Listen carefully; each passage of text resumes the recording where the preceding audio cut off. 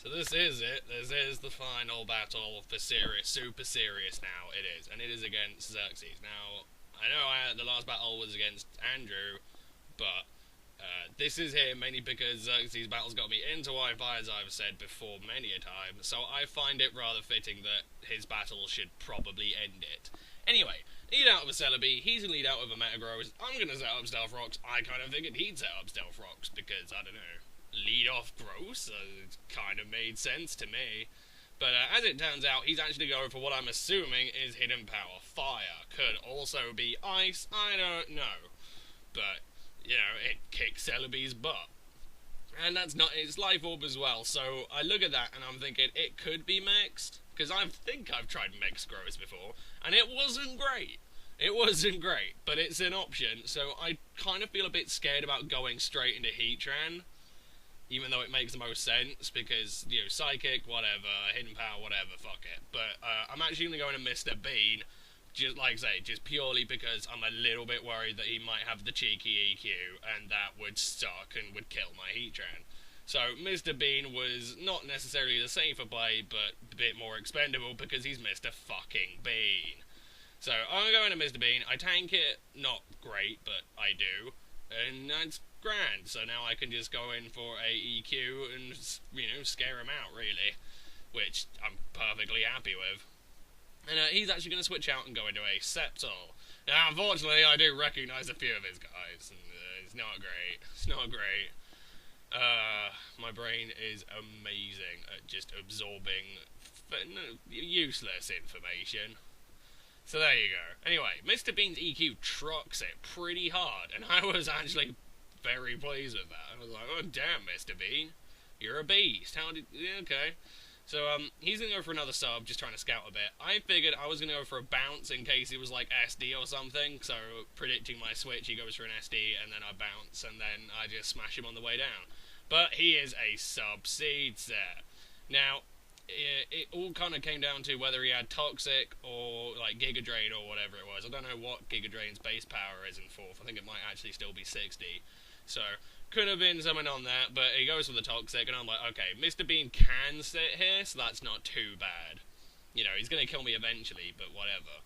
So anyway, IEQ, break the sub, and like I say, Mr. Bean is doing okay right now. I mean, yeah, he shafted me against Nick, but so far, I mean, he's tanked a hit that, you know, I wasn't sure Heatran would, because it could have been EQ, and now I'm just hitting away. So now that I've seen Toxic, I know that his only other move is going to be Leech Seed, so I'm like, fuck it. I'm just going to go into Heatran, and I'm just going to scare him out with a Fire Blast, because I know I'm going to be faster. I should be. And yeah, so he's going to protect just to scout a bit more, and then fine, you know, he gets a bit more lefties back, you know, whatever. I'm not especially fast. Now here is a bit of a bullshit turn of events. He is going to go into Umbreon. I smash it with a Fire Blast, and to be fair, Heatran does pretty good here, but I get the burn. Which is pretty lame. I mean, you can't exactly just think it over. And looking at that, Heatran would have struggled to get the 2-hit KO. I mean, unless that first Fire Blast was min damage, no. So that kind of makes it a bit, yeah, but I still didn't think I was going to get it anyway. I just didn't think I was going to pull that off, so I don't know. I believe I'm just going to switch straight out, and it's probably into Licky. Yes, it is. So, he's actually going to make the good play. He's going to Baton Pass out, which was quite ballsy, because another Fire Blast, it wouldn't have killed him. I'm fairly sure of that, but it would have gotten pretty close. Probably would have taken him into Stealth Rock's kill range, so fairly ballsy, but he makes the good play, and he is going to go into Infernape. And this is like, well, I can't really handle Infernape, can I? Not with old Licky. I probably should have seen the U-turn coming, because Ape is Ape, but after Nick's, well, actually no, I can't really say after Nick's one, because this was before Nick's one, but I don't know. I suppose I probably just should have seen the U-turn coming, but whatever. I went into Mr. Bean and deathlodded him, and that's not too bad, you know. All in all, Mr. Bean did okay work, you know, tanked a hit that, yeah, I wasn't sure about, and then, you know, got some good damage on Sceptile, and then scouted an Ape. I'm like, you know what, Mr. Bean, considering how just shit you are, I'll fucking take that. I will take that handily. So I'm cool with that. I also am fairly confident that Ambipom can probably deal with that Ape to a reasonable degree, because I can fake out, and unless it's scarfed, in which case I am pretty fucking boned if it is, Ambipom should outspeed it, and I can just double hit or whatever, and it will go away. But he's going to go into Sceptile, and again, I'm actually fairly okay with this. I can go into Ambipom, I can go for a fake out, although he can protect on the fake out, but still, I can double hit, break any subs he wants to go for, and I'm cool with that. And I'm fairly certain I should outspeed. I'd imagine it might actually well be a speed tie. I'm not quite sure on that one. But he doesn't want to hang around for that, so he's going to go into Gliscor. And I don't actually think Gliscor takes these double hits especially well, which is quite surprising, really. I don't quite know what sort of Gliscor he runs, but there you go. Anyway, after Stealth Rocks, I get him down to half, so just like Heatran on Umbreon, another double hit isn't going to kill, and I'm just going to be taking Life Orb damage, and that's kind of dumb and blah. So I figure I'm just going to Scarper out. I don't want to go U-turn because I want to save the Life Orb recoil. And I'm going to go on a Licky because I figure I can tank an EQ, I can go, I can threaten the Ice Beam, but I'm not actually going to go Ice Beam. Because this isn't a bullshit Poison Heal Sub-Protect Gliscor from 5th or 6th, I can just go boom. And I don't have to care. As far as I remember, there's nothing particularly major on his team that really wants to deal with that. I probably should have gone Ice Beam first, and as it turns out, it was the better play, because I believe he goes for a Roost. I believe. But I was kind of expecting him to either stay in... Oh no, go Stealth Rocks. I was expecting him to either stay in and do something, or go to Umbreon. But whatever, Licky blows up, goodbye Gliscor, fuck you. So that's grand, and to be fair, if I'd have gone Ice Beam, killed it, he goes into Infernape, and then blah blah blah blah, I have no Death Order for it, so I'd probably have to go to Dave or something like that, and it would be a bit iffy. But still, works out, grand, so I'm okay with that. And, you know, it's a double down, so now I can just go back into Ambipom or Celebi. Either or works, you know, I can Sucker Punch things or whatever, or fake out, probably, yeah, Ambipom made more sense. So I go into Ambipom, and he goes into Umbreon, I suppose kind of as Death Order, but, you know, he could probably, I can't quite remember what sort of Umbreon set that is. I know he's got, like, Curse Baton Pass sets, I don't remember if he had a Wish one, but either way, you know, I can fake out, or I can U-turn, and I actually do believe I just go straight for a U-turn, because, fuck it, why not? It would have been a bit ballsy, actually, I'm not entirely sure that, I don't know, kind of depends what Umbreon he was, I suppose. Because, yeah, I'd imagine U-turn would kill it normally, but I'd imagine it's also a bit close. Umbreon's just that kind of dude. And, you know, U-turn not getting Technician boost and stuff like that. I don't know. It might have just been a, you know, easy kill, but I wasn't entirely convinced. And, you know, perhaps a fake out would have made it a bit more secure. But either way, I U-turn out, I kill him, and now I can just go into Celebi, and I'm pretty good. If he wants to go into Ape, then I can, you know, Sucker Punch, get a bit more damage on that, and, yeah, grand. I believe he goes into his, Sceptile, mainly because, you know, the grass-resisting grass thing made a lot of sense for him, and I'm sure, you know, it would have worked out that way, but Celebi's kind of good like that, and just like Mr. Bean's EQ, it will quite happily break any number of subs, so, yeah. And thankfully, since Life Orb is reasonable in this gen, you know, you don't take Life Orb damage hitting subs, so I'm pretty good for whatever he feels like going into, and as I said, he goes into Sceptile, so yeah. Now, he's actually going to sub down here to try and scout me a bit. I don't know, I'd imagine he's probably max HP, max speed. I'd imagine that's the whole point of using Sceptile as a sub-seeder, because it's so fucking quick that you don't really have to worry about much. But anyway, you know, like I say, because of that, Celebi's just going to break his sub with a Seed Bomb. And in fact, is actually going to kill with a Seed Bomb. Just Celebi. It's too fucking good. That's what it is. He is going to go for a Toxic and just sack his Sceptile, which I suppose made sense. You know, it wasn't really doing much, and to be fair, it's barely wasted on Celebi.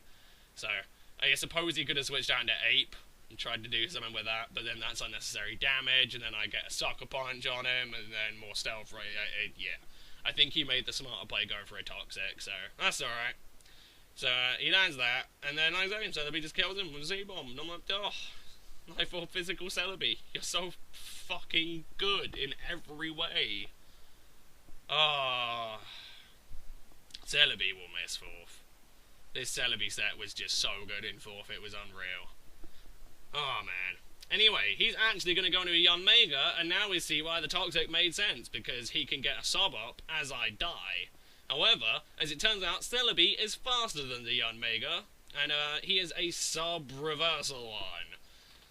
And I'm pretty fucking glad I got that U-turn damage on him, because as you've seen, it wouldn't break a sub, and yeah, he would have had another sub waiting to get his reversal down to 1 HP.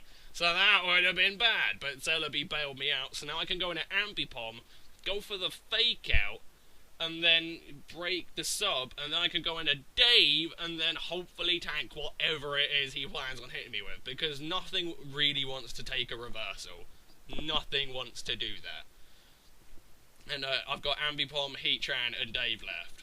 So it's all like, Dave is my last hope here. Now, I should live an Air Slash. I should, but he could always flinch me. So this is a bit iffy. What I'm kind of hoping right now is he's going to knock me into sort of, unburden area, or my Leechy boost, and then I'm going to kill him, and then we're good to go. I've got a Heatran, I've got my Dave. Dave, after this attack, will have the Leechy boost, and then I'm so close to my explosion draw. I break through the flinch, I kill the Omega. And it's Gross and it's Ape. Ape could have Punch, but it doesn't matter against Dave. Gross can have Bullet Punch. And he goes into Meta Gross. And I am so fucking worried. Because, if it is mixed, like I originally thought it might be, then that's it. I won't get my draw. And I'll be sad. I mean, I'll be able to kill it, go in a Heatran and Earth Power. But he doesn't have Bullet Punch. And I go for the explosion. And it's Dave. And it's going down. And he lives on 2. And I was like, Dave, why would you bottle it? The one turn. So Dave bottles it. And he tries to clean up with Earth Power. His Ape was not scarfed, so I do outspeed it. But I was so sad! 2 HP between me and my triple explosion draw! Come on! It's not fair! Anyway, good game, Xerxes. That was really good. That was really good. Like I say, it wasn't far off Andrew's, but it was pretty fucking close either way. They were both very good battles. And it's a fucking pleasure battling you, sir. It has been a fucking pleasure. Anyway, now that that's done, I did pull out the win. I wanted me draw, but probably just a subtle jab from 4th gen saying, hey, Explosion isn't that good. Calm down. Anyway, there's something that really needs to be done now. Something that needs to be done indeed.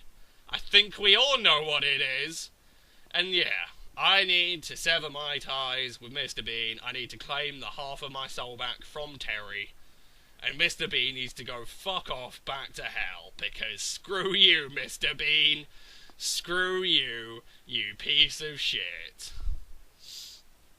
And yeah, I deleted it, and I was a bit confused. I was like, what's going on?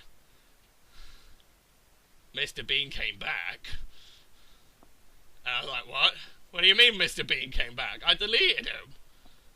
He's a randomly gen dude. I know, I released him, and then he comes back! And I'm like, no! But I'm severing my ties! That's not how this works! I'm trying to claim my soul back, but Terry won't give me my soul back! No! So yes, Mr. Bean has clung to me. I may well have to burn the game now. Oh man. What are the fucking odds though? Some randomly genned Mr. Bean randomly decides it doesn't want to be released. Are you fucking serious? How is that remotely I don't even know how that mechanic works. I don't even know why that's a fucking mechanic, but it is. Anyway, now that that's done and Mr. Bean has clung to my soul, I do have a little piece that I've written for the end of 4th gen, and I will go read that, and I will play some of my favourite memorable moments of 4th and 5th in the background, so I'll be back in a sec. Okay, I have decided to write a short little script about how I feel, so we don't sit here for about 4,000 years of me just rambling on and on, because I quite happily could. If you'd like to see, like, 4,000 years of someone rambling on, I believe Cooper did an hour-and-a-half video on his thoughts on Wi-Fi being killed, so hey, by all means. Anyway, I suppose at the moment I'm rather down in the dumps about Wi-Fi being killed. I never thought the games were especially good, but Wi-Fi gave me a lot more than any game should be able to. Well, any connection to internet. You know what I mean. It introduced me to a great community, filled with fantastic people who all shared some common ground. I'll admit, at the time I didn't know if they really understood me, or what I was going through, but ultimately they didn't have to. With battles and tiers, different sets and tournaments, we all had something that we understood. To me, the Wi-Fi community was something special, something to throw in the faces of people who are convinced that playing games makes you some kind of monstrous freak. And as far as I'm concerned, it's one of the main reasons I stuck it out and decided to try and carry on with my life. Admittedly, my close connection to it makes this a whole lot worse, but Nintendo did give a reason for it being killed. Robotnik said in one of his videos that the company that hosted the Wi-Fi servers went bankrupt, and while that is a little bit better than they canned them for money's sake, I don't think it would have been too much trouble to buy up a few of their servers just to have something in place. When you consider that millions of people own Wii's and DS's, it seems incredibly insulting not to provide anything, especially when you consider they were still selling games for them until recently. I mean, for God's sake, Black White 2 isn't exactly a distant memory. I'd still call it a recent game. However, while I was thinking about all this, a rather depressing thought came to me.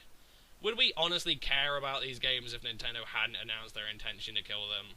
I mean, we'll always love them, and hell, we might have done some nostalgia matches for shits and giggles, but can I honestly say I would have played it if it wasn't going to end?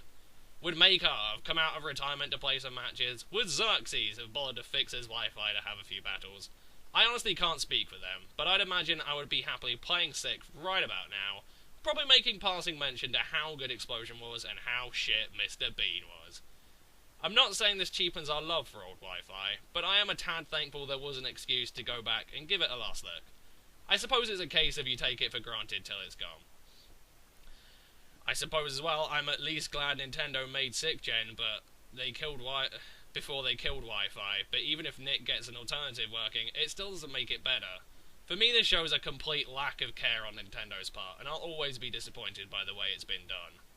But anyway, while there was probably a lot more to talk about, I feel this sums up my thoughts reasonably well. Ultimately, it all boils down to Wi-Fi gave me something amazing, and even though Wi-Fi is just a signal, connecting a reasonably decent game to the internet, I'll always cherish the memories it gave me.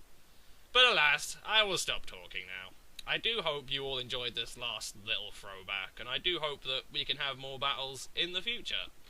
Peace.